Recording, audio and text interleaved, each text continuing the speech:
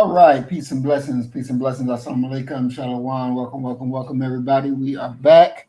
We've been away for a little bit, missed a couple of programs, but we are back and we are live. And tonight, our program, we want to welcome Tranquil to the program. Peace and blessings, Tranquil. We want to also welcome Brother Willie Rivers to the program. Peace and blessings, Brother Willie. It is great to see y'all right up here in the house tonight. So our program tonight that we're going to be talking about the consumption of the black body. We're going to be dealing with the book, The Delectable Negro. Now, and that don't sound Hannibal Lecter-ish. Exactly. Jeffrey Dahmer like. Exactly. But exactly. I don't say this often. So you get ready to hear something that I rarely talk about. And it is Jeffrey Dahmer actually went to Ohio State. Really? Yeah. Yep. He went to Ohio State for a period. Wow. Yep, he did it. And he was only there, he wasn't there, he might have been there a year. But they created this thing called the African American experience. It was supposed to be a floor, just a black floor. They had protested and all that, and at the end of it, they said, "All right, we're gonna give y'all a floor." So they got this floor in one of the towers. Turns out one of those rooms was the room that Jeffrey Dahmer lived in. The brothers found out that it was the room that Dahmer lived in, and being entrepreneurial, they started giving tours of the room. There was nothing distinct about the room. It looked like all the other rooms, okay? But they was getting people to pay like $20 to come up in there and stand and look around. And there wasn't no artifacts or nothing in there. We think they had a whole script. Yeah, we think that this is where Dahmer did his first victims and blah. You have no evidence at all about that. Y'all are about to get put out of the Ohio State University for lying. Your people. It's your people now. Yeah, that reminds you of the Delectable Negro. Yeah, that's what we have on the menu tonight. We have some dark meat. We have the Delectable Negro. Is it South Carolina version or is this from the low country of Georgia?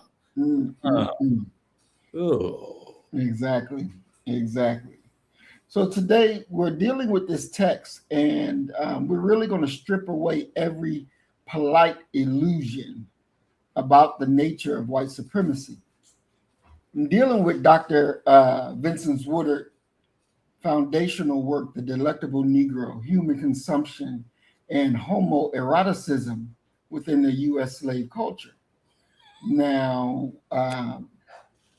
this going to be a program. So we, put your thinking caps on, and this ain't something that we just made up. This is actual facts. Dr. Woodard did a very good job in doing his research. And we're going to jump into it. So most historians tell you that slavery was simply an economic arrangement of unpaid labor. But Dr. Woodard tells us it was something far more sinister, an entire culture of consumption. He argues that the white power structure possesses a profound physical, emotional, and spiritual hunger to feed on the black body, to absorb our vitality, our labor, and our very essence to sustain white supremacy. Now, Doc, open this up for us. Give us the academic foundation of what sustains Woodard and his, I don't call it theory, but his work that he did. Well, the thing is that when we talk about the slave system, let's be very clear that there are certain things that people are uncomfortable with talking about in public, and that's on. And I'll simplify it and just talk about it from the black and the white perspective. And of course, I'm grouping together a collective of Africans and calling them black, and I'm grouping together a group of Europeans and calling them white for simplification purposes. But neither group wants to necessarily talk about the idea of the sexual nature of the slave system. But when you really think about it, the entire thing, it almost exclusively rests upon labor and in the production of workers. And there's that other thing that comes with the production of workers, meaning sex, which is sort of a lascivious look at black folk and the use of the black body, very similar to what we see in rap videos, very similar to what we see in advertising as far as Tommy Hilfiger, a lot of people who have borrowed their styles and their looks from black bodies, which is in many ways a very genius thing. But what Woodard is talking about is something that actually happens, that you have a the great saying that absolute power corrupts absolutely. We reach a moment very early in this nation where white folk view not only black folk but also the Native American population as something to be consumed, something to be in many ways enjoyed.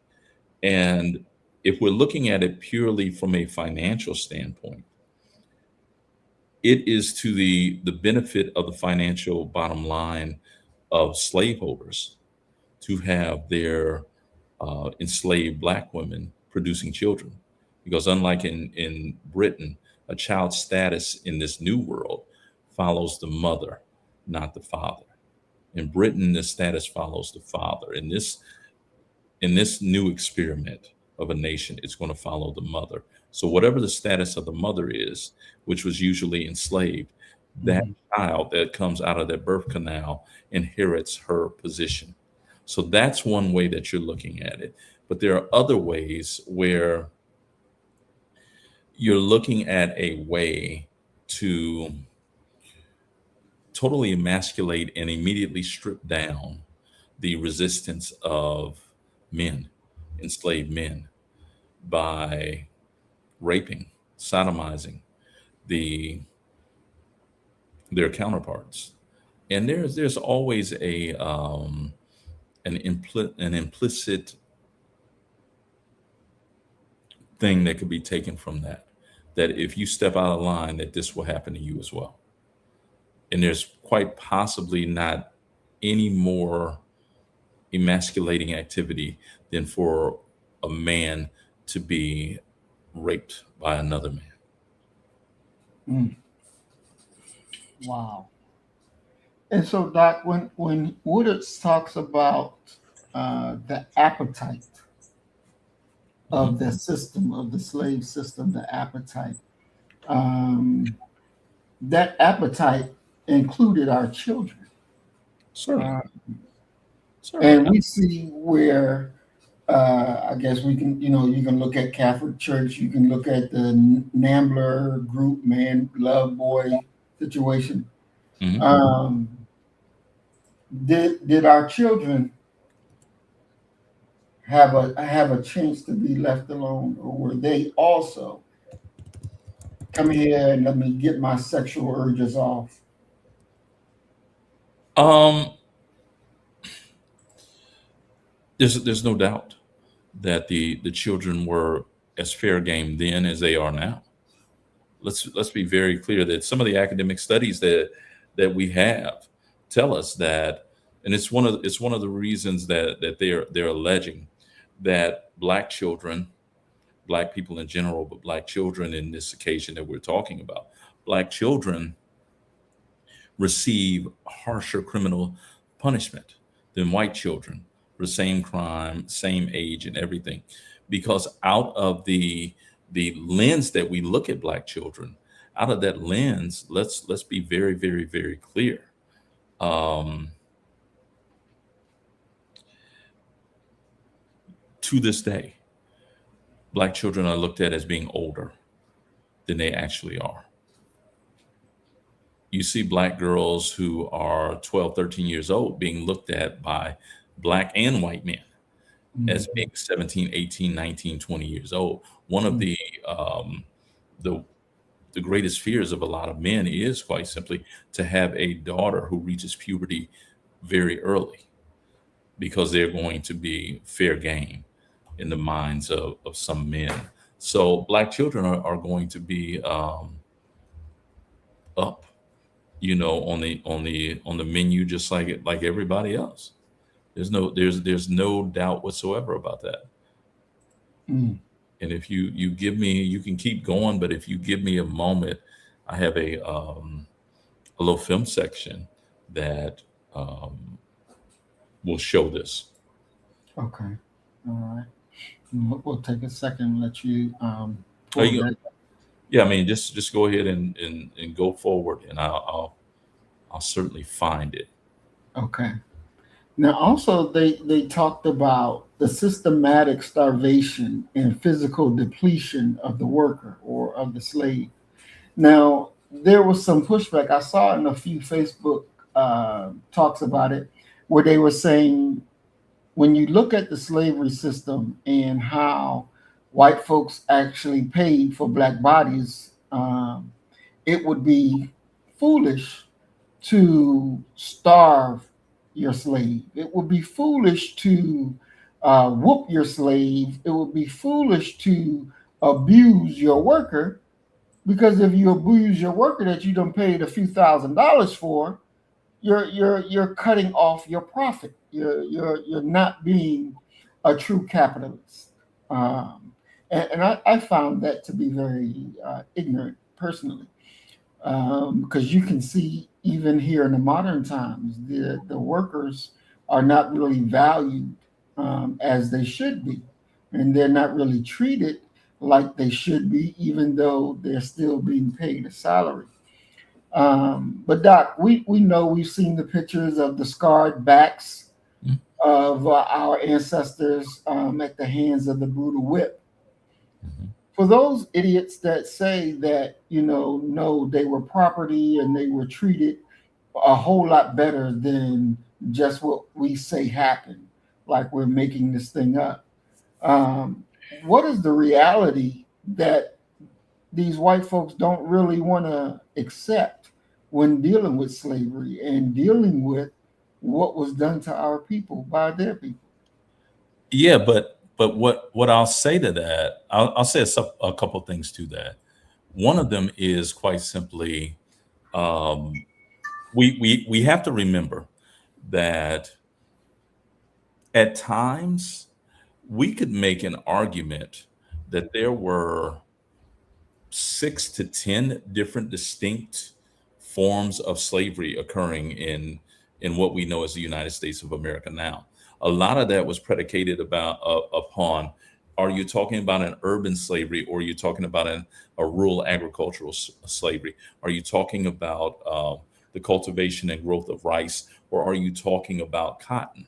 So there's variation that can be found there, but there's also a lot of variation that could be found in regards to even the personality of the owner or the master or the overseer. So it's a lot of things that go into that, but Mhm. the idea from beginning to end is quite simply, and I'll give you this example. How do children learn best? Do they learn through punishment, or do they learn through constructive criticism without the punishment? Punishment. Okay, see, you would say punishment. Okay, other people would say no, no, no, no, no. I don't see it as that way. And that's kind of a worldview, personality type of thing. And you have those differences even amongst the ownership class of slavery. That if you beat them so much that they'll turn on you, they'll work slower, they'll do. You have all of these different things. I'll say that about that.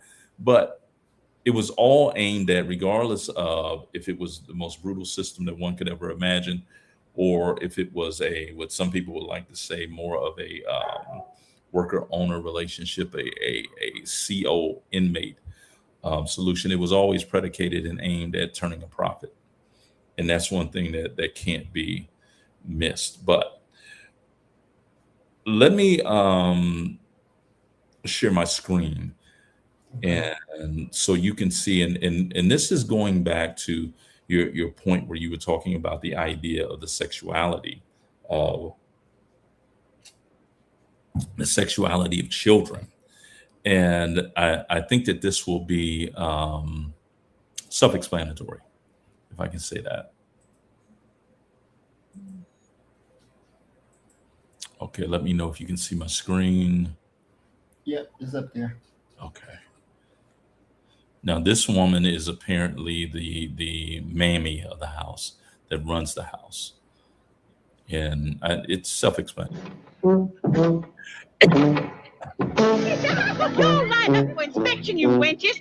I show you who's boss around here. Show me your nails. You've been rubbing in the slops again. Get that filth from under your claws, slut. And you, hold up your arms. I declare, smell straight from the cesspool. Go wash yourself with Lysol. Maybelle, come here. Now you open your jaws. Ah, garlic. You chomp on those clothes till your teeth falls out. And you always been a pretty clean wench. Almost no stink at all. Now you, turn round. Turn round, I say. Bend over.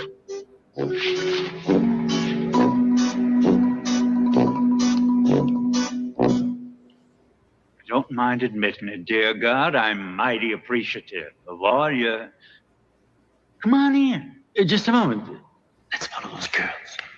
As I was saying, dear Lord, I'm real obliged to you for all you've given this deserving but humble servant today, and for all that I know you will give me tomorrow. I thank you for the wisdom you endowed me with at birth, the countless good deeds you inspire me to do. And I also reckon I should thank you for closing your divine eye to a few little transgressions I got planned for tonight. Come on, you, in here.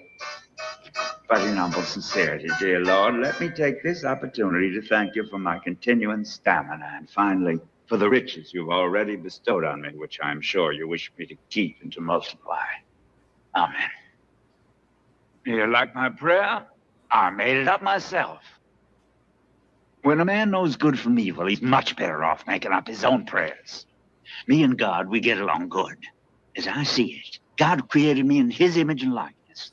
That's in the Bible. That's why I'm wise.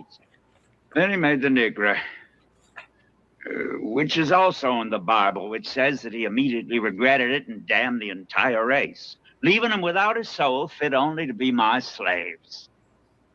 Then with the night come these black ghosts, damned by God. I say ghost only because of their damn blackness. But they have a body. Ah, what a body. Look at her. To avoid them is to lose God's battle.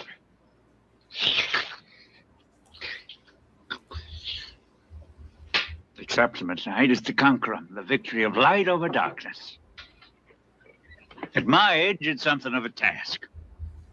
But with God's help, my friend, and these, well, it's late. I got work to do. Howdy! Mammy! Mammy! Mammy! Where are you, you black slut? You come here now! Move your big fat black ass! Come here, I said! I'm coming! I'm here! I'm right here, master! What wrong? Idiot! What's wrong? You old fool! This is what's wrong! Did you or did you not send me this fraud? Why, master? How come you talk like that, master? I don't fraud nobody, master. That Helen, master, she a beautiful wench. You listen, you stupid black bitch. At 60, I don't give a damn for her beauty. You send me a virgin. Get rid of her. That's not possible. Wait, Master, I'll send you another way more open. All right, girl. You come over here to me now, you hear? You got no chain, slut? Come here. Tell me. No lies, you whore. You still virgin? Or can't he make it with you? Answer me, bitch! Wow. So that's, one of the, I guess you could say, a view into behind that curtain of the Black existence. It's just what it is, and this film, to be honest with you, is full of those moments where you're just kind of left in it's almost incredible to see and to think about how the white mind deals with the idea of sex in the during the system of slavery. There's no other way of looking of looking at it and getting around it. The name of the film, Tranquil, is Goodbye Uncle Tom. And here's another little snippet of it. This one will be shorter. And this is a group of white women discussing these issues. And of course, they're in denial that their men would ever lay with a black. Because it is a virtue without alternatives. My word. Indeed, they cannot be less than virtuous, since it is a fact that their men are noted for their preference for colored girls. They are virtuous, to be sure. They have no other choice.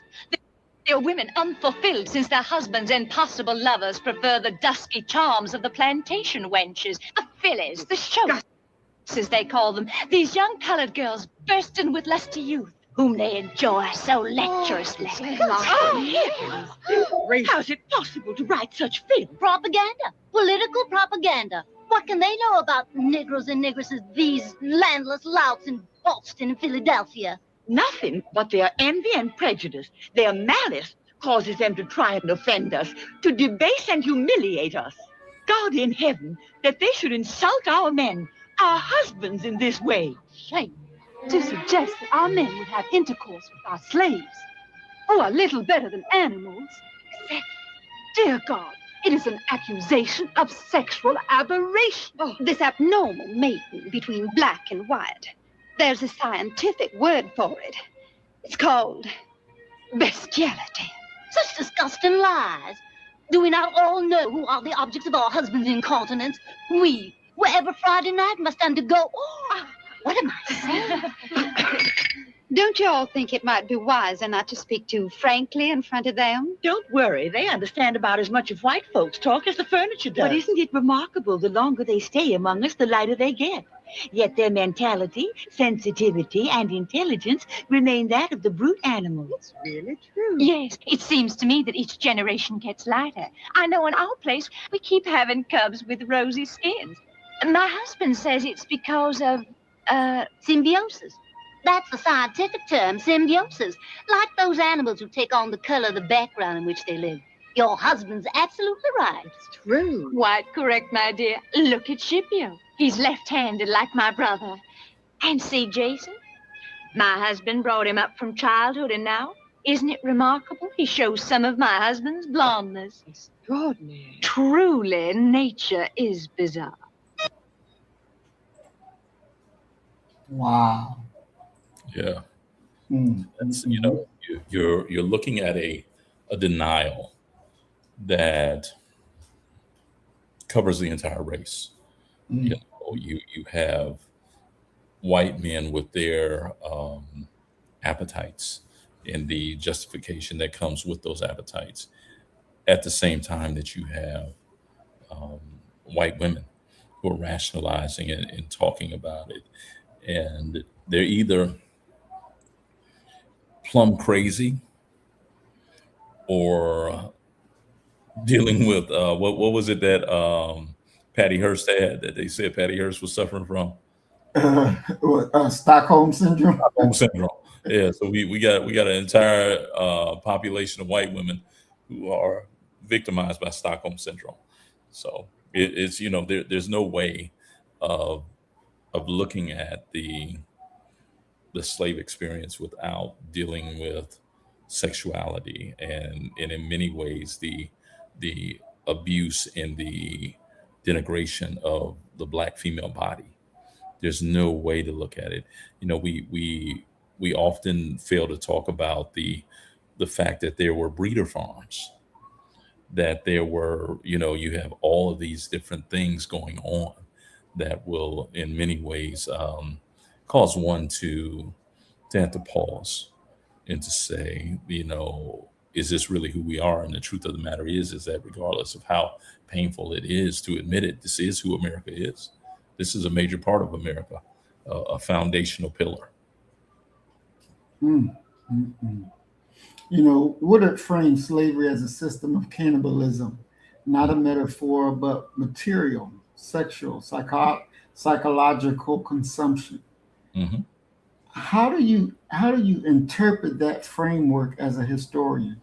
Is it this wouldn't be something that you could teach starting in elementary school. You would have to teach something like this when you get to high school and college. Is that correct, Doc? Um, I don't think that the inability to I don't think the not teaching of these types of things is predicated upon the idea of children not being able to learn or comprehend the lesson that's being taught. Hmm. It's coming from adults who, by and large, under the guise and the umbrella, the shield of protecting children, do not desire to have these things taught, period.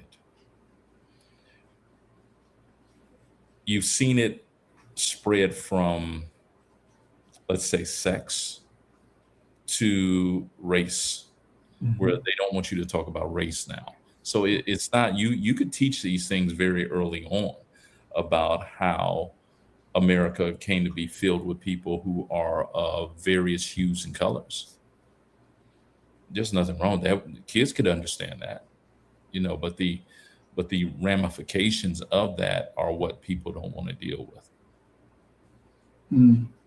And do you think that the ramification that they don't want to deal with is when these children get older, they're Certainly. going to attempt to do something to us for what was done to them? Yes, I mean there's surely a what could best be called a white guilt Mm. that follows us from the very beginning. There's no doubt whatsoever about that. And it's one of the things that one will always come across and will engage when they're dealing with immoral people. Because what a lot of people are often talking about is quite simply, they don't say it this way, but it is what I truly believe that this is what they mean. Mhm. If I were you, I would do, I would get revenge. Mhm. That's coming from them. And it's revealing a whole lot about who they are. That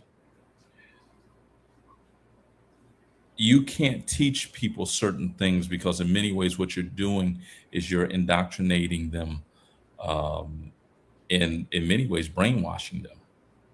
But let's be very clear, as an educator, the Mhm. indoctrination process is what probably 90% of my colleagues and scholars in general rest upon. It's indoctrination. It is the advancement of an argument and some facts. Very few of us, and I take pride in this being one of my signature statements, and anyone who's had me during the almost 30 years of me teaching will tell you one of my favorite phrases is quite simply, it's not my job to teach you what to think, it's to teach you how to think. And I take a lot of pride in that, in trying to get you to learn how to think. You know, Doc, the one part of the book, a quote said, I had the stronger desire to resemble them. And this is a black man talking about to resemble whiteness. So the internalized, for them to take an internalized whiteness and the psychological consumption of black selfhood. So the slave had a desire, a strong desire to resemble his master, and to deny his own self. Well, when we compare that to what Colin Powell wrote in his book, that he had to deny his own part of himself in order to get where he got. To me, those two are the same. The slave and Colin Powell, they both expressed the exact same thing to me. Your thoughts? I would definitely agree with that. You know, I'm looking for this moment on film where, and if I had known that we were going to take this turn, I would have had it prepared already. But it's Jane Elliott, the white anti-racism educator, the white lady. And Jane Elliott says this in one of her workshops. She says quite simply that the way to get ahead in America is to act white. That's how you get ahead. You act white.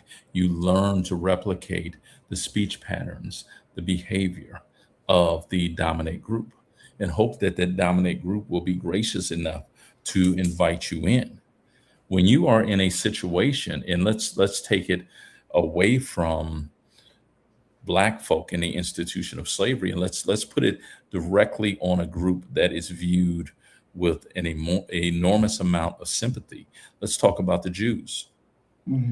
If you look at the Jewish Holocaust and you read some of the recollections, the remembrances and things like that of what occurred, one of the things that you'll find is that many of the Jews, recognizing that they were at Dachau, that they were at Auschwitz, that this was it, they made a decision to be of some use and utility to the Nazis, because that was their best way to be able to survive. So if you need someone to dig the graves, I'm right here, boss. If you need somebody to help herd them into the gas chambers, I'm right here, boss. We have to remember that when people are in a system where they see no way of escape, they'll do whatever they can to try to get out of it. You can look at two groups of Black men just popped in my head. The first one being the Scottsboro Boys. Okay. Each one of them denied that they did it, raped the two white girls. Ruby Bates and Victoria Price. I didn't do it, but they did it. Okay. The only way that I can escape this is if I'm able to throw them under the bus. Well, that's just the cost that's just what's going to happen. The other group that popped in my head is the Central Park Five. They put the pressure on them boys so much to the point where they eventually confessed, because they told them, if you just say you did it, you'll go home. This is no different. Black folk are, and Black men in particular, our understanding of what manhood is and how we should be as men is primarily derived from what we saw white wealthy plantation owning men did with their wives. Okay. One of the biggest complaints that you're going to see during the post-slavery period, when sharecropping becomes one of the mainstays of the Southern economy, is quite simply white plantation owners want all black hands on deck out there working those fields. Many black men would not allow their wives to go work. Okay. And their reason for that is, well, your wife don't work out there, so why should mine have to be out there? Right. Right. So in many ways, when you're looking at the way that, and it's what Du Bois is talking about on page 1 of The Souls of Black Folk, where he talks about viewing the world through a certain lens.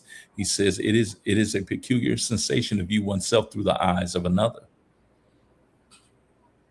And you have a situation, hell, we got somebody on the U.S. Supreme Court right now who's viewing black folk through the eyes of another. He's created a some type of disconnect, a cognitive dissonance, where he's not a part of the larger group. The type of Negro, the type of Jew that would come up and would raise his hand and say, well, is any work I can do to help y'all? Knowing that he was helping and assisting with the extermination of his people. Crazy, crazy. So, Doc, let's look at the rawest part of the book, because Woodard just doesn't use consumption as a neat literary metaphor.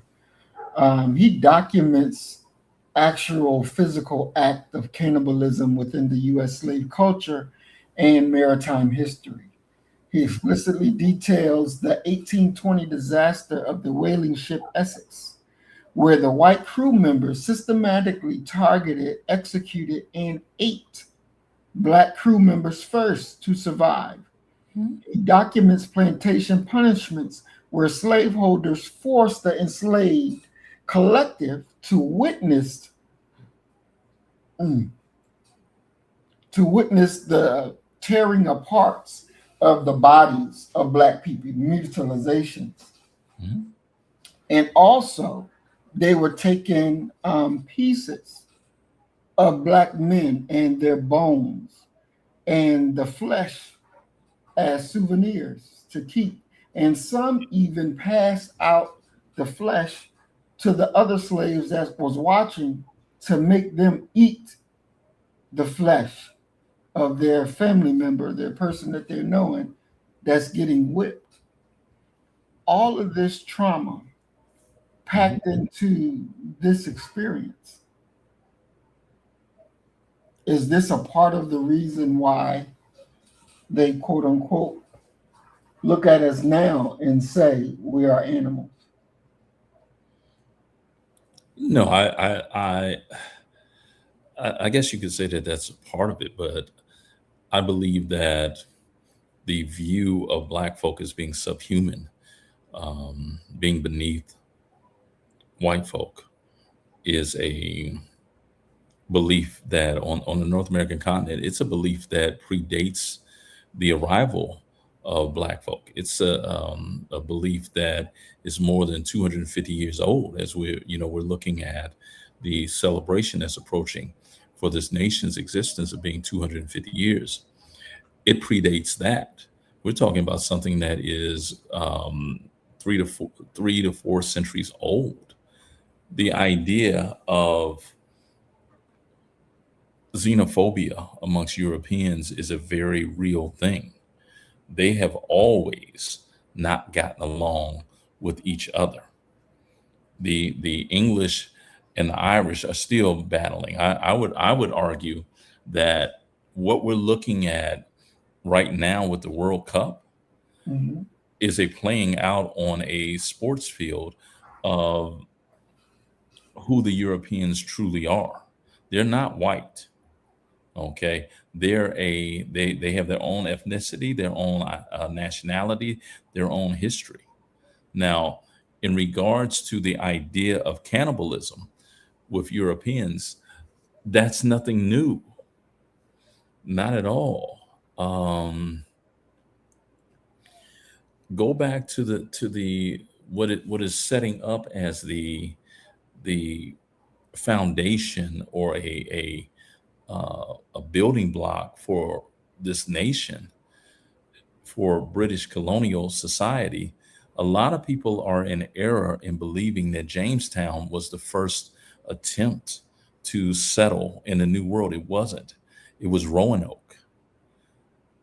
And what we know about Roanoke is quite simply they ran out of food. And as a result of running out of food, they turned to cannibalism. Parents ate their children.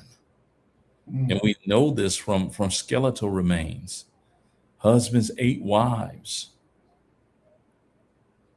It's not so far and outlandish when you understand that history and their history, and the idea that you have to make some decisions about survival.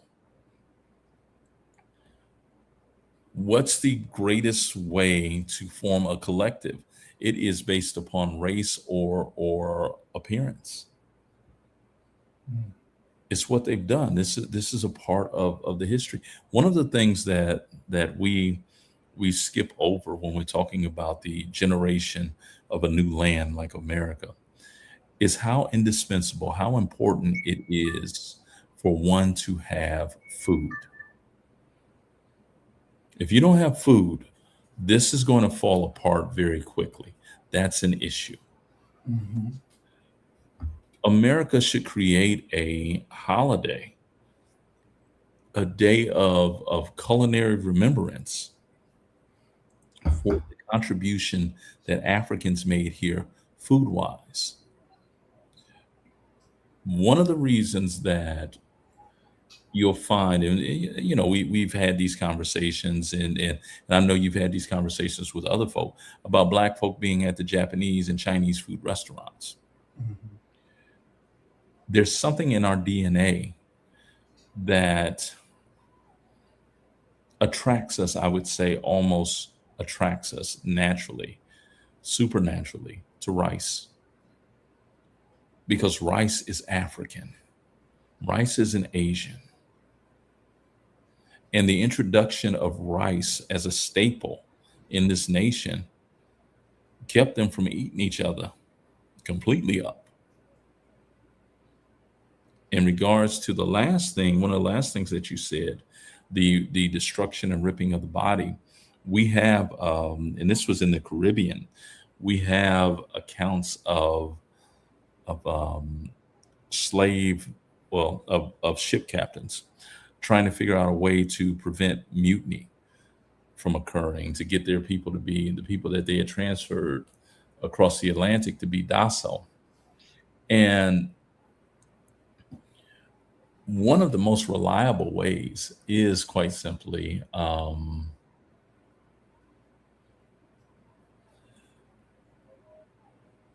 to take the most pregnant woman on the ship,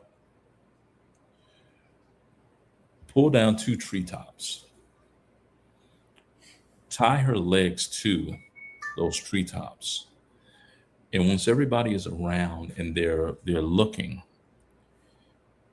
cut those treetops so that it rips her in half. The baby flies up in the air, eventually falls down, and then stomp the baby. Now, imagine yourself having been coming across the Atlantic for 3 to 6 months. You get here and you've never really even seen white folk before. And some of the African remembrances about their first encounter with white folk is we thought that they were going to eat us. They don't really understand what's going on or where they're going.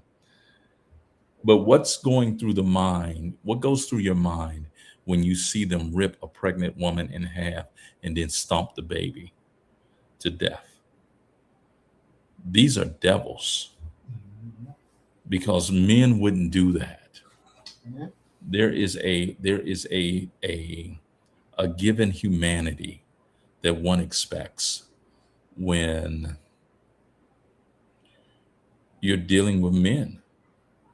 And to come across a being that does not behave that way, if you're an African and you're in a new land, you have to be frightened to the point of paralysis, because you see what they're capable of doing. Their violence and will to dominate far exceeds yours. And that's why in many ways they continue to win. Mm, mm, mm. When we look at slavery, the system as consumption, would you say modern policing is a continuation of that appetite of consuming black time, black freedom, and black bodies? I think that's a part of it, that the system is rolling and you're in many ways dealing with a culture, but you're also right along with that is a expectation that you will be consumed if you're black at some point.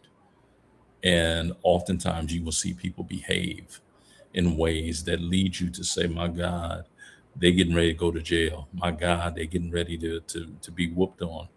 And if they had only done this or that, in many ways, they're playing right into their hands, because it's a foregone conclusion that quite simply, this is going to happen.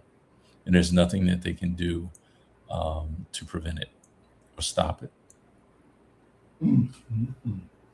When we're looking at media, entertainment, and culture, um, does the book help explain why suffering is so profitable in media, from the news cycle to entertainment?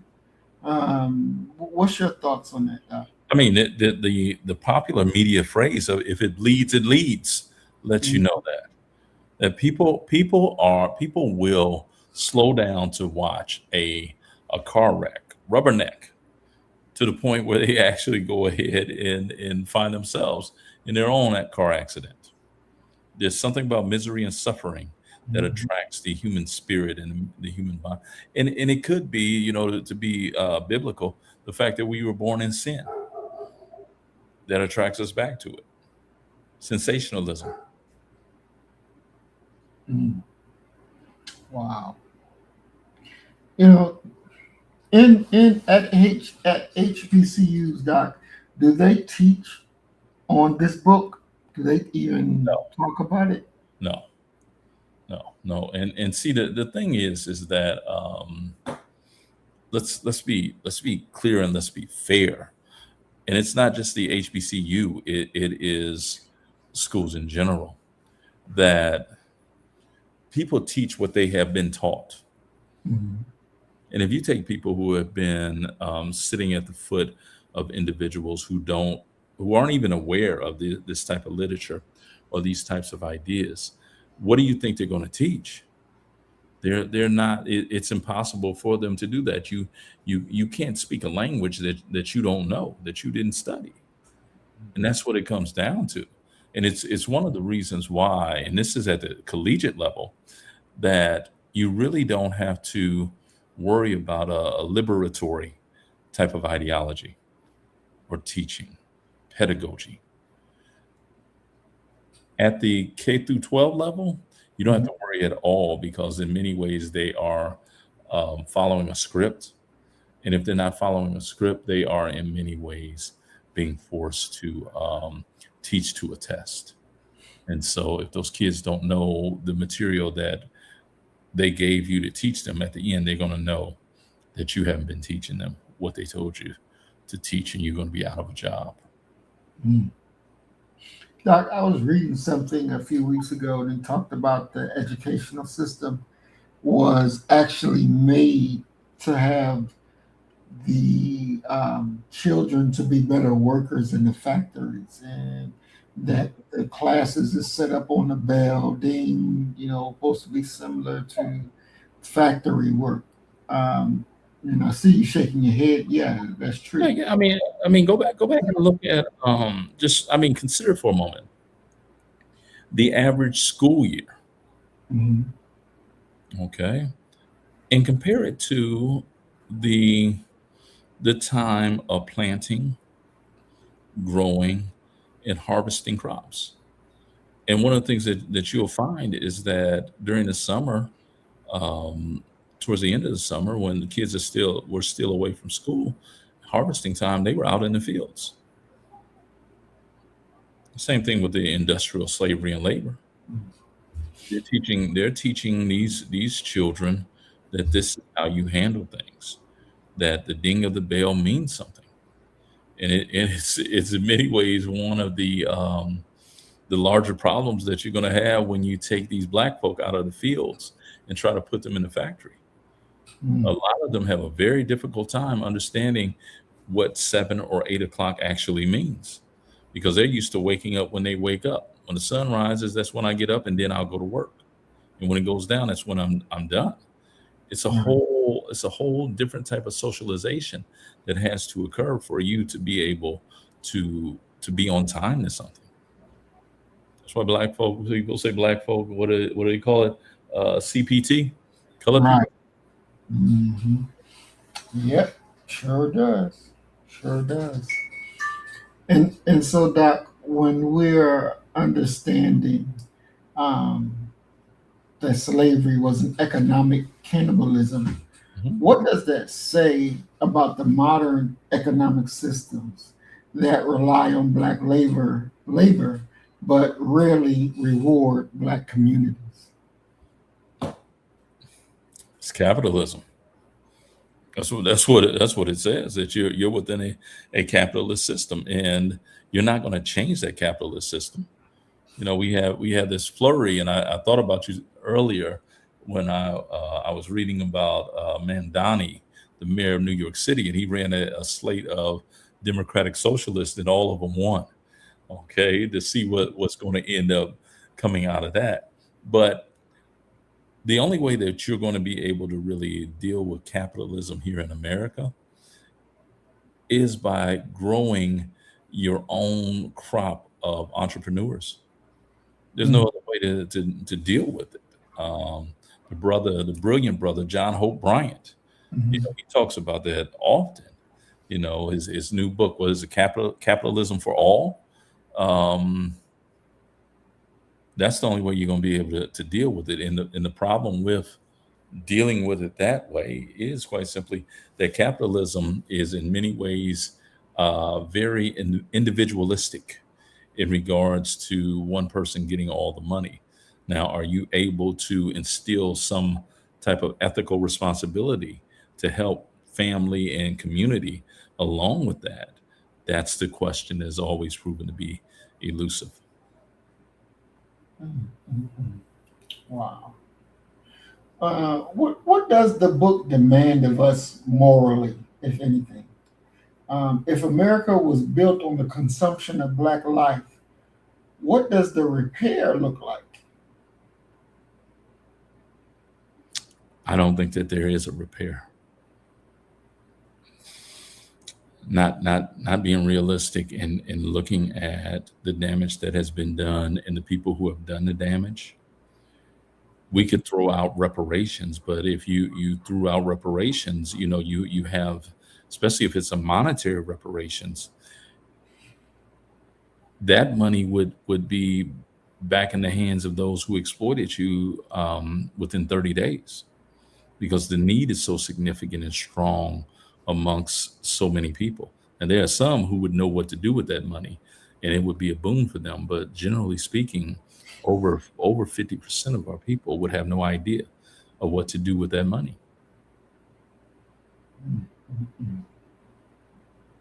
So, put simply, I don't believe that there's a repair, because reparations is not going to be a repair for what we have been through. They'll never be able to undo the damage that has been done. You're talking about damage that's been done over 30, 40 generations. Mhm. That's true. That's very true.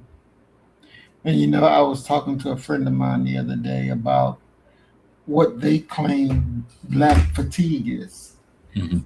And I told them about the author who wrote the book. Um, and they got this really turned around idea of what black fatigue really is. and they're on TikTok, yada yada yada yada, black fatigue, yada yada yada. No, what the fuck they talking about? Yeah, I And mean, the question is, are you speaking from the black person's perspective of being tired of being black, or are you talking about black people and everybody else who tired of black folk? yeah, Who, exactly. They're yeah, tired of black folks. which way are you looking at this? Yeah, well, on TikTok, they're talking about it like, we're tired of seeing black folks do this. We're tired of hearing the black people call racism. We're tired of black people doing this, tired of black people doing that. And it's like, no, you're not really talking about what black fatigue really is, first of all. Second of all, you're looking at a symptom from the illness. You're not looking at the real thing that caused the problem. Why are black people saying America is racist? Why are black people saying white folks are racist? There's a reason why. There's a reason why America was established by race. We didn't come here talking about no race. We didn't come here with that. I read an article a few years ago, Doc, where a black person said they didn't even know they was black till they came to America. They didn't even know. And at first I was offended, right? Because I'm like, how the fuck you don't know you black?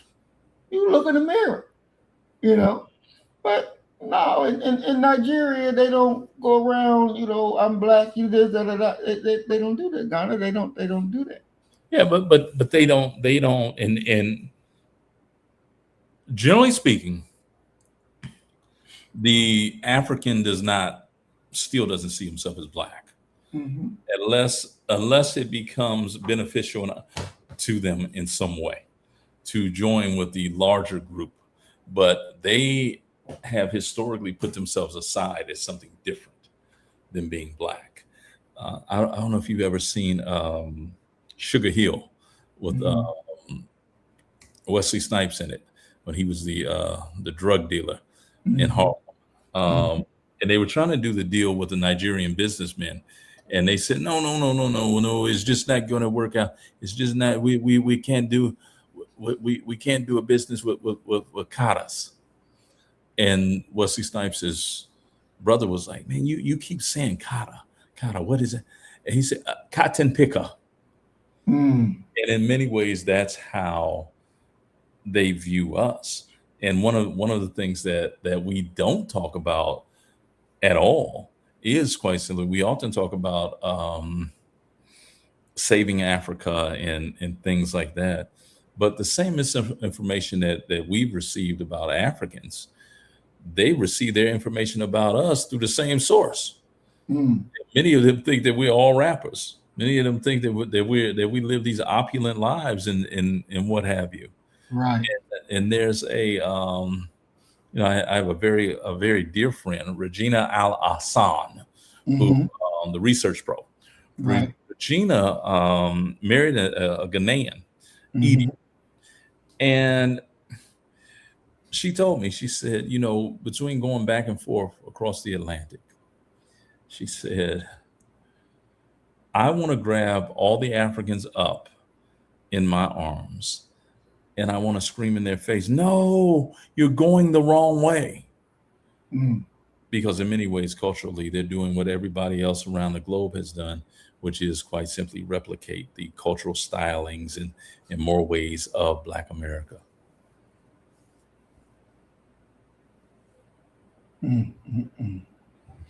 Wow.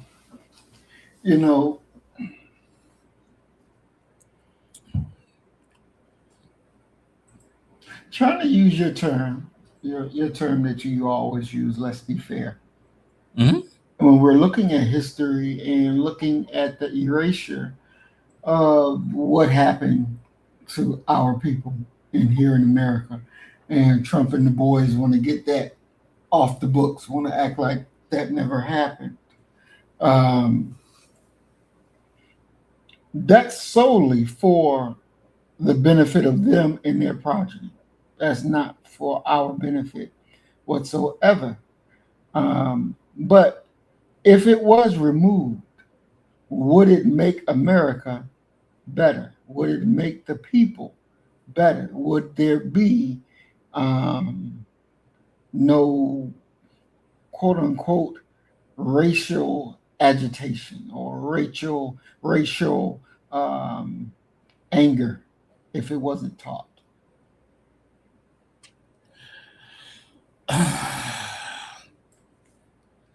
always answer that question with this, and it's my advice because it's my advice about these types of matters. Mm-hmm. I believe that racism is America's foremost social cancer. That's what I believe. That it's the thing that erodes and eats away at the body, the American body. These arguments of racism would go away if we stopped talking about it. I always counter that with this piece of advice. Try that with cancer. Mm. Just because you don't acknowledge cancer, does it make it any less powerful? Actually, it makes it more powerful because it's really going to approach and going to attack in a very unencumbered manner. So the idea of sanitizing, whitewashing, to be specific, American history is going to guarantee that this nation remains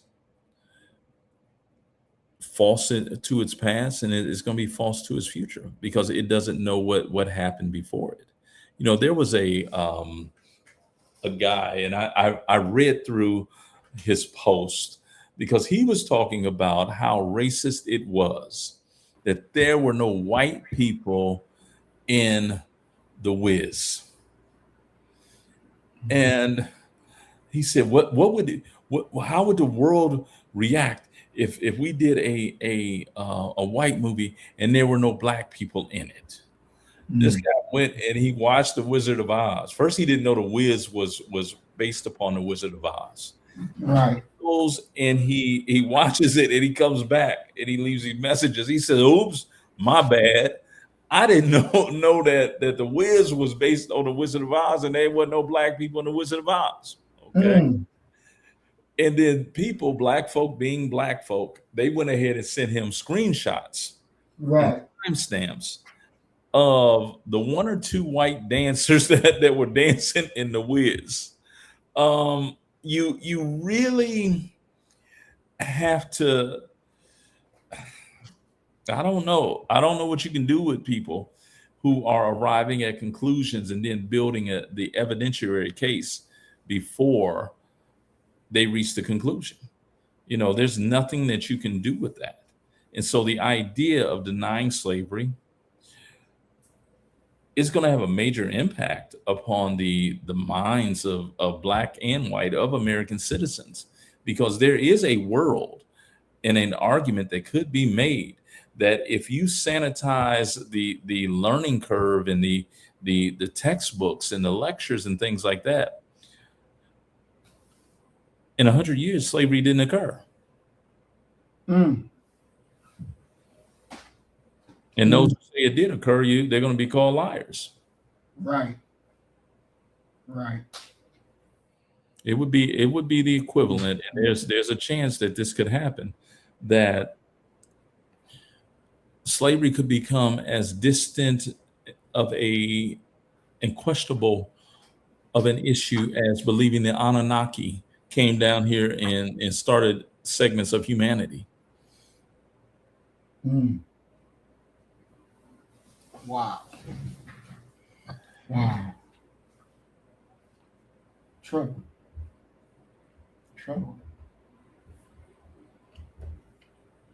I am having a little trouble on my end. My computer is not charging.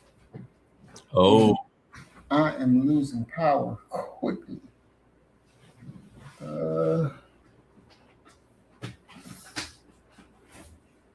Let's look at, Doc. I want to, just in case I can't get the power, the thing to charge, I want to move a little bit ahead, a little faster. I want us to look at this, the acquittal of Rick Chow.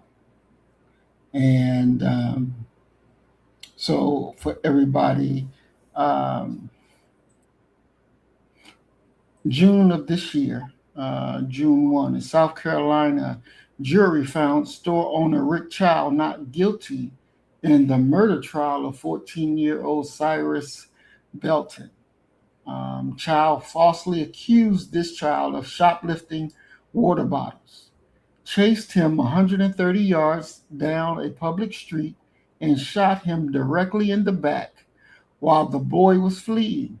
During the trial, the prosecutors explicitly stated that Rick Child decided Cyrus' life was worth less than 4 bottles of water.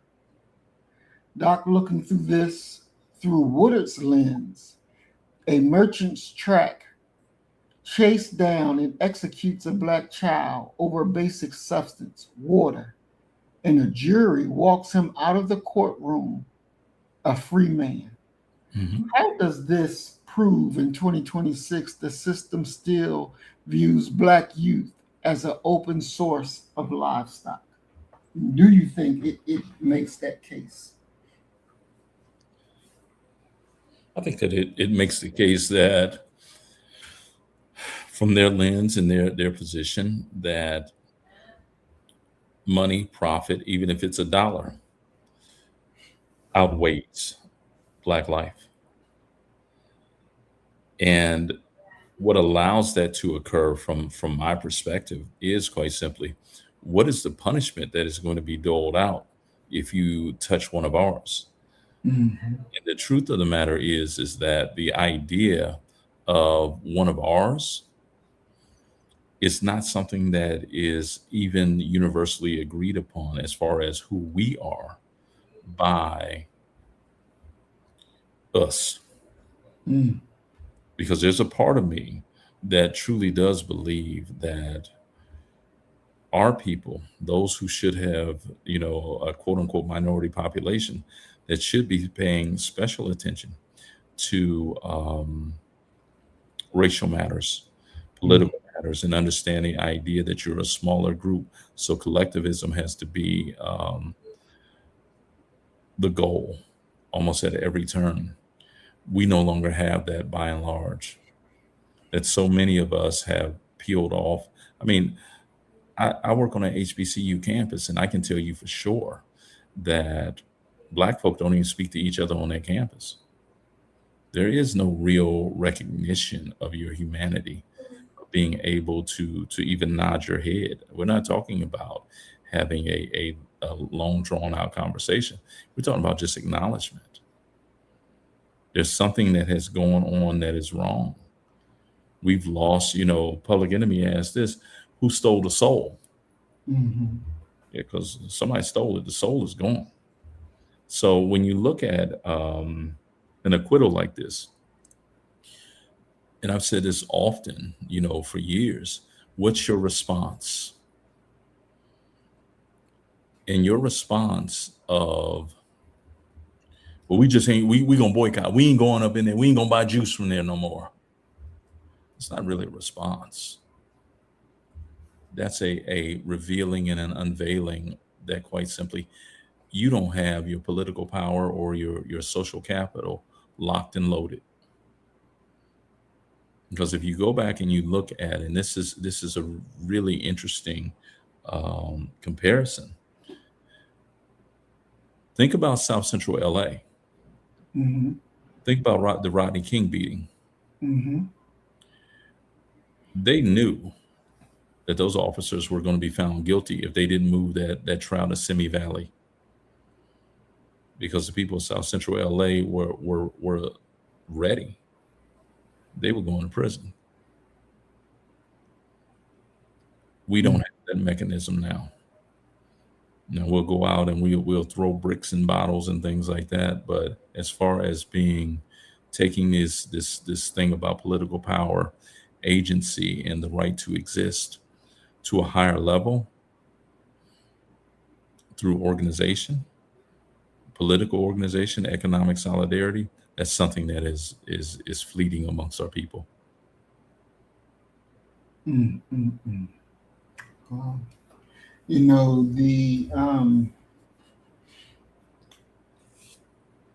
the prosecution stated that um, in the closing arguments, Child believes that Cyrus was not more than a bottle of water. And I'm thinking that this is like a direct reflection on Woodard's argument that Black people historically are treated as consumable resources rather than full humans. There comes a point in time where we have to really be honest with ourselves that the current situation is unsustainable. I see no difference. What do you mean by the current situation? The current situation between uh, other groups of people and Black people, especially those who um, don't like Black people, Mhm. who have a straight up history against us. I go back to the red table that Will's hopefully soon to be ex wife did, and had one of the Asians on, and she said, that Black people have to forgive the Asians because it's in their culture to hate us. It's in their culture to mistreat us. It's in their culture. It's not something that they just, woke up and decided to do. It's part of their culture. Now, when I heard that, I was like, well, damn, Mhm. that's part of your culture to hate a group of people who've never done any damn thing to you? Yeah, Wow. but you got to remember that Black folk, by and large, have, one of our greatest utilities for the in this nation. We're the rallying point for other groups. When the Irish, the Polish, the Russians, the Italians, when they came through Ellis Island, what made them white? Wasn't their presence here? Wasn't their work? Their working in factories and what have you? It was the post World War One moment where they participated in the Red Summer, lynching and killing Black folk. The hatred of Black folk is in many ways the only thing that many American groups can rally around, and that many American groups have in common with other groups. Take the Irish and put them back over there in Ireland. Take the British and put them back over there in Britain. They're going to fight each other. But in this nation, they're going to fight Black folk. They're going to hate Black folk. It is cultural. It's cultural transference. They're teaching this, and here you are, with your silly self talking about love everybody. Mhm. Yeah, yeah. That's not a call to go out and do harm to anybody, but it is a call for you to exercise some intelligence. Mhm. And that intelligence has to be predicated upon the idea of survival, of improving the group. Exactly. When we're looking at the verdict shows how the legal system protects the consumer and not the consumed. Hmm? The jury found Child not guilty largely because the prosecution had to prove a negative, that Cyrus did not point a gun during a chaotic moment. This reflects Woodard's argument that systems built during slavery still exist. The excuse of violence against Black bodies, shift the burden of proof onto the Black victim, protect the person who consumes Black life. And one thing, Doc, that really hit me hard when I thought about this child situation is the little girl, our sister over there in California, who got shot in the back of the head by the Latasha Korean Harlins. woman. Yeah, Latasha Harlins. yeah, it's the goddamn same thing right over again. Right over again. Yeah, but remember, it's one of the not so supportable moments of Tupac Amaru Shakur's rap career. If you go and listen to the recording Thug's Mansion, okay, which is in many ways a very good song, a very nice song. Pac says in there, um, tell the lady in the store that she's forgiven. so she can come home. He's talking about the woman who shot Latasha Harlins. Oh my God. Mm-hmm. Wow. I would never have thought he would have said that. Mm-hmm. Go and listen to the song Thug Mansion, and I imagine that in his creative process of that song was that he was in heaven already, and that was God in many ways forgiving her for what it is that that she can come home. That but yeah, that's Latasha Harlins who got shot in the back of the head. Yeah. Doc, I had a conversation with a friend of mine, and I told him, I pray for my enemies. I pray for my enemies. I pray that God kill them all. Goddamn it. I pray for my enemies. And he was like, you should not pray that. That's not the right thing to pray. And I said, well, why not? Why shouldn't I pray for the death of my enemies? I don't see anything wrong with it. And that's not the way we should be. We should always take the higher road. Da da da da da. Fuck that. Fuck that. I ain't taking no goddamn higher road. I mean that shit. I'm 1000%. I mean that. I pray for the death of my enemies. And I think but you're not tenderhearted. That's one of the major problems that our people have. When you look at that mentality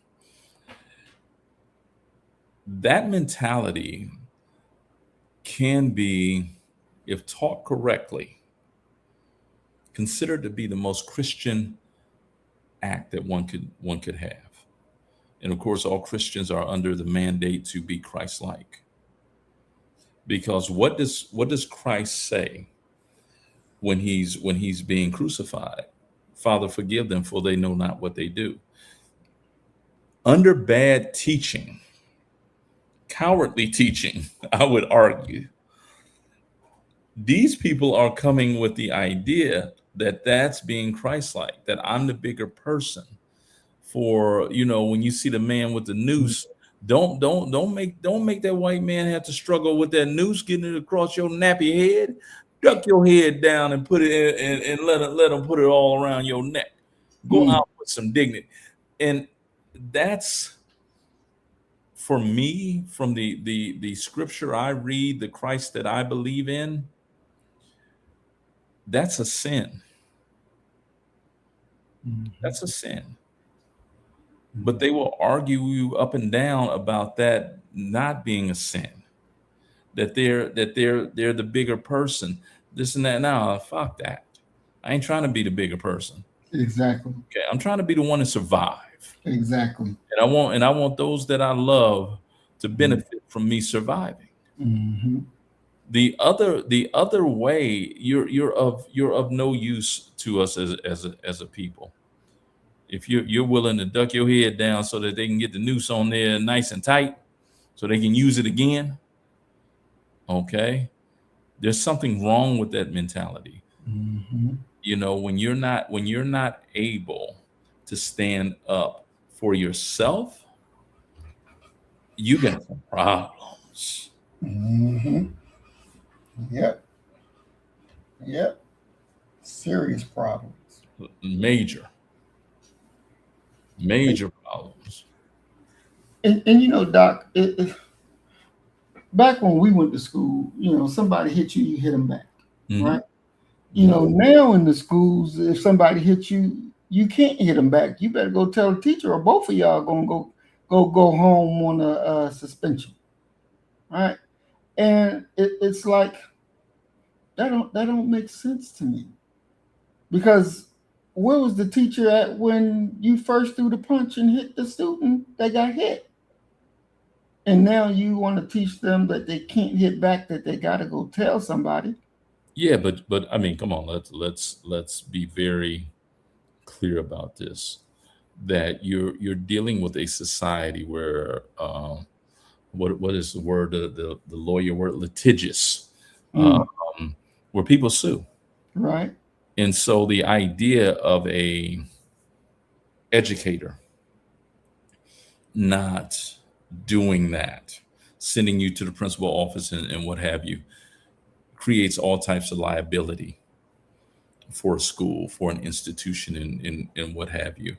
Um, there needs to be an understanding that you teach your child, okay, if they do that, you're gonna just be home with me for a week or two, Mm-hmm. and you're not going to be in any type of trouble and what have you. Mm-hmm. Those are principles that should be taught within the home. Mm-hmm. But there are some things that are simply above the law in regards to what you can and what you cannot do.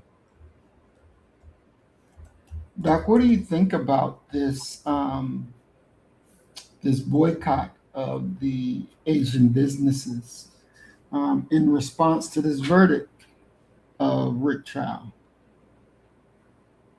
Yet another example that Black folk don't understand the larger game of how to uplift themselves. That they are still being reactionary. That they're not looking at this from a intelligent standpoint.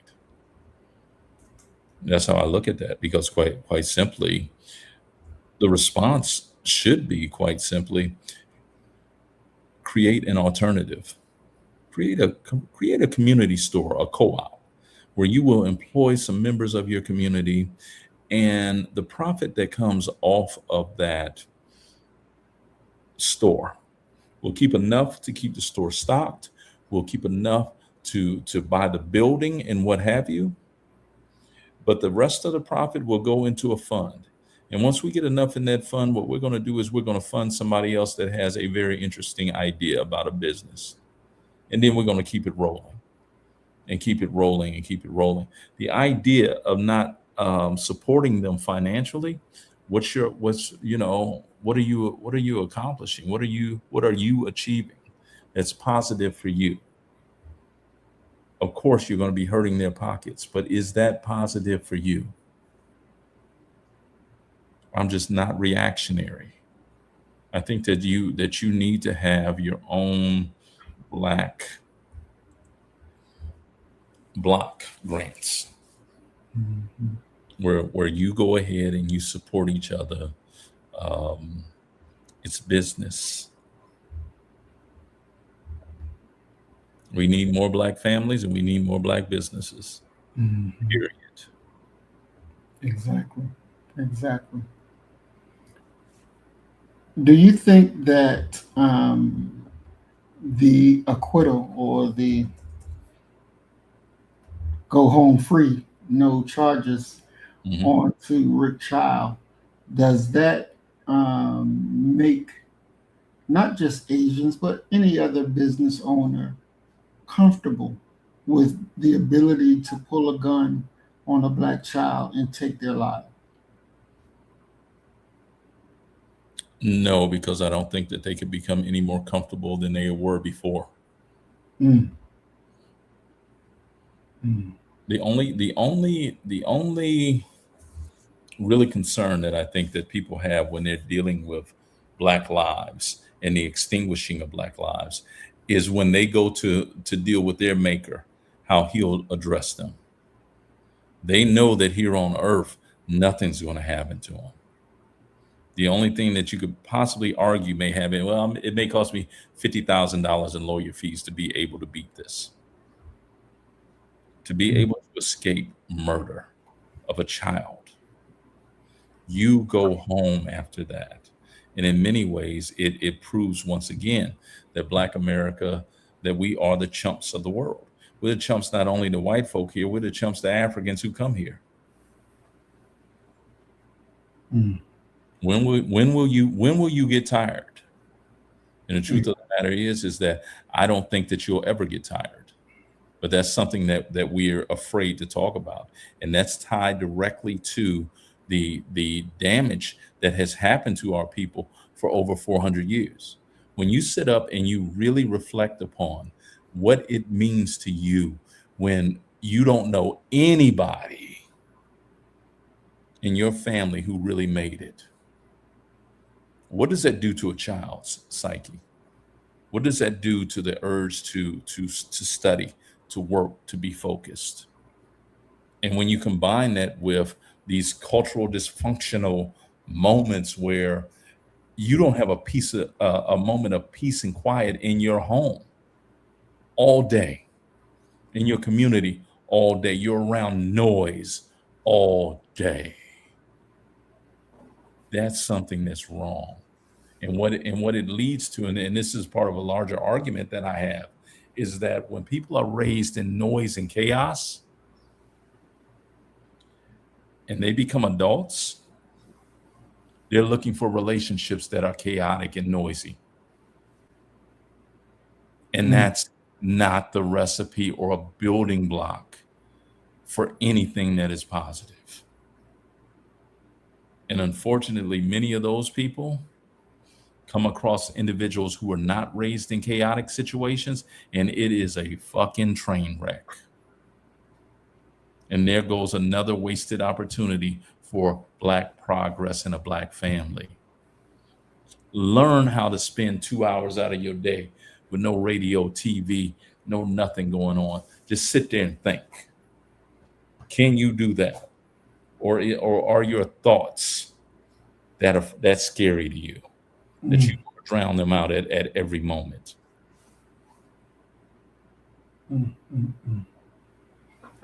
Terrible. And Doc, we're going to go ahead and move to closing comments. So when we reflect on Carmelo Anthony, and Carmelo Anthony's case, I see a little bit differently. He killed the dude. From my understanding, and if I'm wrong in here, of course, correct me. But from my understanding, they got into a fight. The dude was like, "Get out of my tent! You don't belong over here." He was like, "I ain't gonna do it. I'm not leaving. Put your hands on me." Wah. Dude hit him or whatever, and then Anthony pulled out the knife and shanked him up. I understand he got like 30 years or something like that. And then another child, same state, just was white, did this exact same thing and did not get 30 years. He got something real small. And so they were saying that there was not a just in the sentencing for Carmelo Anthony. I'm not really sure about that one. Because it's like, okay, if y'all gonna fight, and you telling them to come on the fight, then fight, hands up. I don't know why he had a knife. Why would you had a knife? What was something going on? Was there history between the two? I mean, I don't know that. So that leaves some questions for me about whether or not he was mistreated in his whole court case. What's your thoughts on that? Reading, kind of a sketch of what allegedly occurred. Apparently they were at a track meet, and Carmelo was sitting under the tent that was reserved for the other team, and told to move. Words are going to be exchanged, and he ends up stabbing the guy.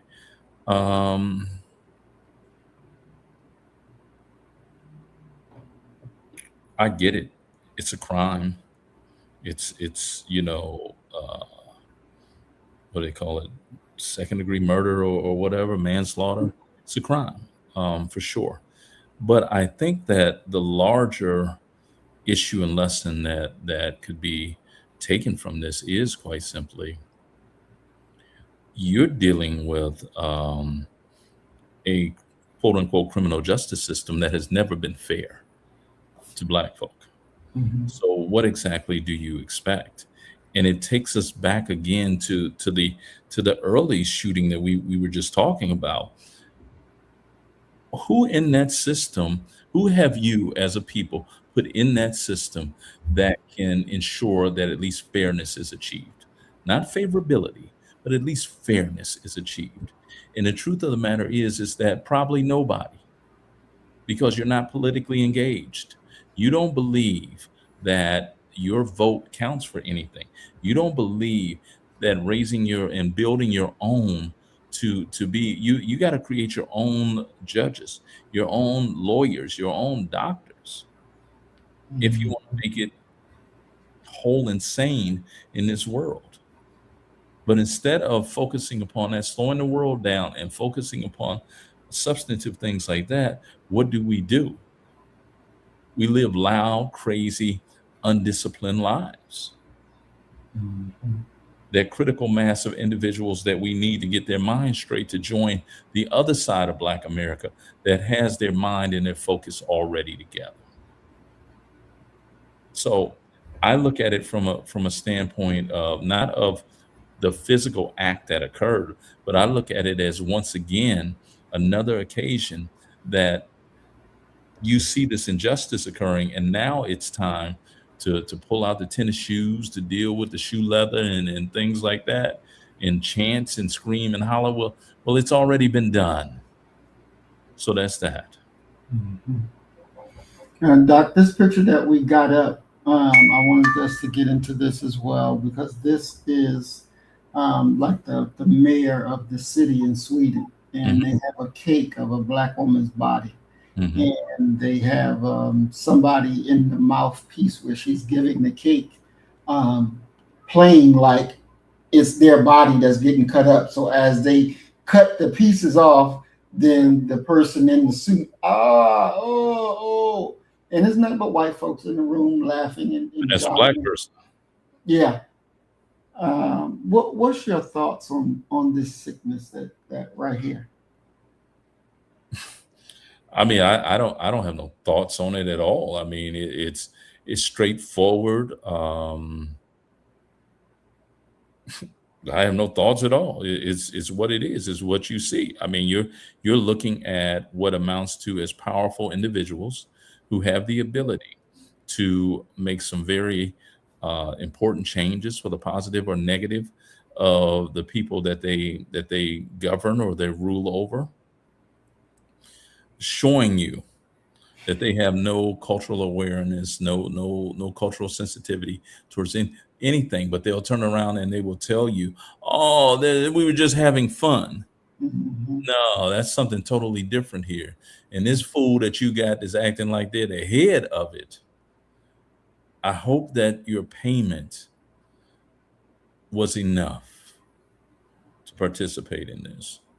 Because what I would like to hear is what was the discussion that led to how did they approach you with doing this? Mhm. And why did you do this? Exactly. Exactly. Do you have no self-respect, dignity, or shame? And the truth of the matter is no, you don't.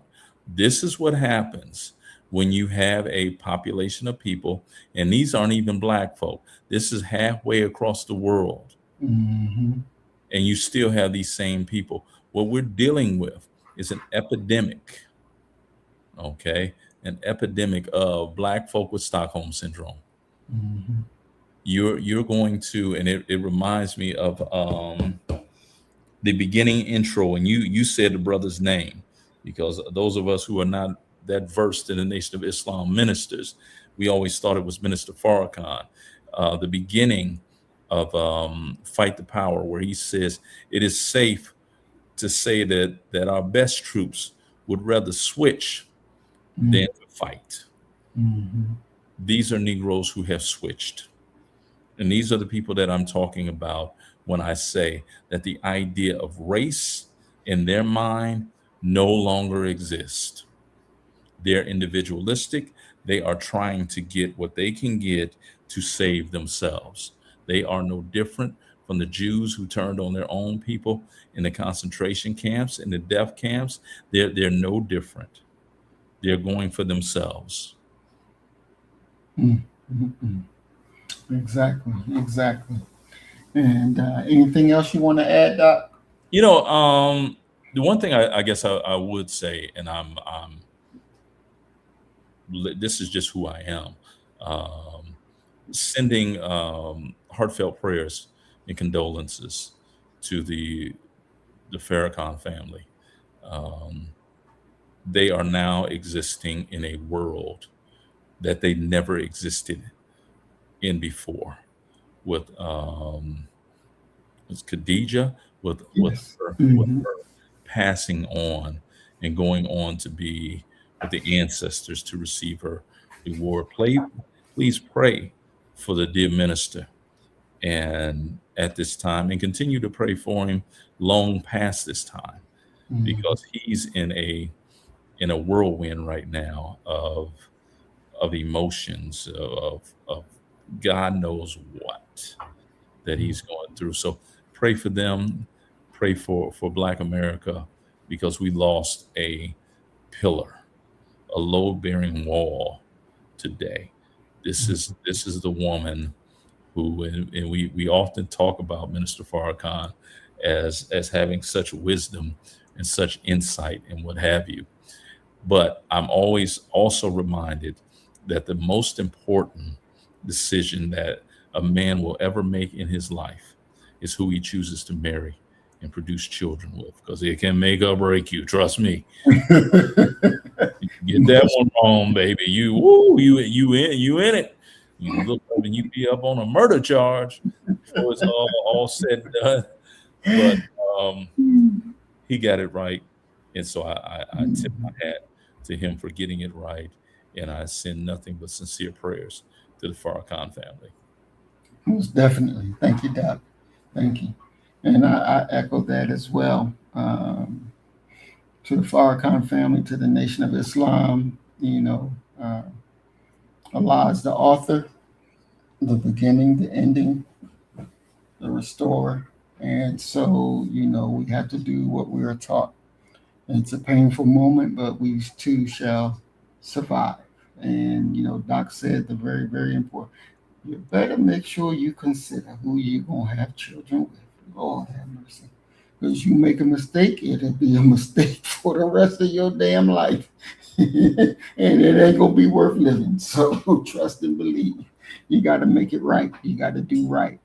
Tonight's conversation has carried us from the pages of The Delectable Negro into the streets of modern America, where the same logic Woodard described, the logic of consumption, the logic of appetite, still shapes who lives, who dies, and who is believed. Woodard told us that slavery was not just a labor extraction. It was cannibalism, a system where Black bodies, Black time, Black innocence, and Black possibilities were treated as edible, consumable, something to be used, feared, or destroyed depending on the needs of the master. And when we look at Rick Chow, the verdict, we see that logic still breathing. A 14-year-old child, Cyrus Carmack Belton, was chased 130 yards and shot in the back over a false suspicion. A child running away, no threat, no weapon raised, no danger posted. Yet the system found a way to protect the man who pursued him, confronted him, and killed him. That is the old hunger Woodard wrote about.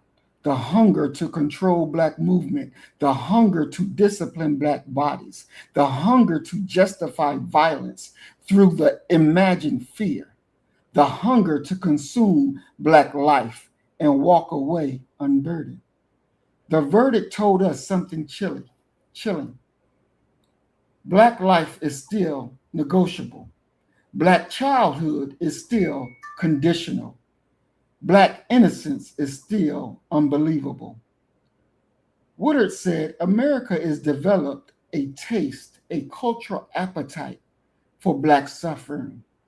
When a jury can look at a 14-year-old boy shot in the back and decide that a man who killed him bears no criminal responsibility, that appetite is still being fed. This is not just about one store owner. This is about a system that continues to protect the consumer and punish us. It is about a society that still sees Black presence as a threat, Black movement as a provocation, Black youth as adults, Black death as explainable. We must open our eyes and understand the time and what must be done. Because every day we are just one encounter away from death. And so, as we always say, you kill the nigga in you, I'm going to kill the nigga in me, and our God will reign supreme. We are Black first. Today, tomorrow, and forever. Thank you, family. Peace and blessings. Assalamu alaikum. Shalom. Peace. Peace. So you better get the message and get it straight. You're gonna need some bridge work. It's simple as that. Because we're living in judgment. We're living in implementation.